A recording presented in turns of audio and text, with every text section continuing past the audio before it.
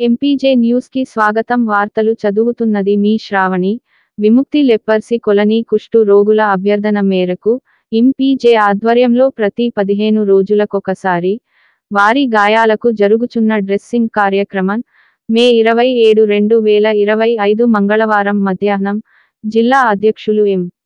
D.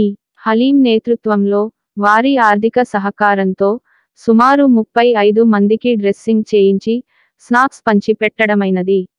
ఈ కార్యక్రమంలో జిల్లా అధ్యక్షులు హలీం, సెక్రటరీ అజహర్, మహిళా సభ్యురాలు పావని పాల్గొన్నారు.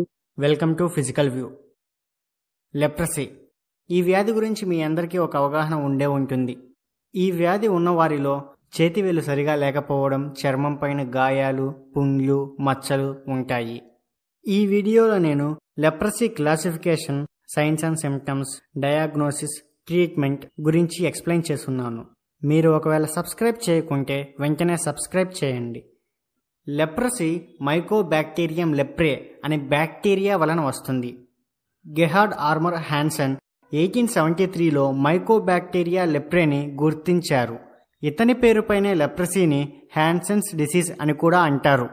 మైకోబాక్టీరియం లెప్రేని ఆర్మడిల్లోస్ అనే జంతువులో ఇంకా ఎలుకలోని ఫుట్ ప్యాడ్స్లో గుర్తించారు. మైకోబాక్టీరియం లెప్రే మన స్కిన్లోని మ్యాక్రోఫేజెస్, మన నర్వ్స్లోని ష్వాన్ సెల్స్ పైన ప్రభావం చూపుతోంది. ష్వాన్ సెల్స్ నరాలలోని మైలిన్ షీట్ని ఫామ్ చేస్తాయి. ఈ మైకోబాక్టీరియం లెప్రే ఈ ష్వాన్ సెల్స్ని నాశనం చేయడం వలన నరాలు డ్యామేజ్ అవుతాయి. దీనివలన మన స్పర్శ లోపించే అవకాశం ఉంటుంది. Mycobacterium leprae acid fast bacilli. ఇందులో మైకోలిక్ యాసిడ్ అధికంగా ఉంటుంది. ఇది ఆబ్లిగేట్ ఇంట్రాసెల్యులార్, అంటే సెల్ లోపల మాత్రమే సర్వైవ్ అవ్వగలదు. ఇది ఆబ్లిగేట్ ఎయిరోబిక్, ఆక్సిజన్ తప్పనిసరిగా కావాలి. ఇన్విట్రో కల్టివేషన్లో దీన్ని పెంచలేము. ఇది మన శరీరంలో చాలా నెమ్మదిగా విస్తరిస్తుంది. ఈ leprosy bacillus surface PGL1 phenolic glycolipid 1తో ఫామ్ అయి ఉంటుంది.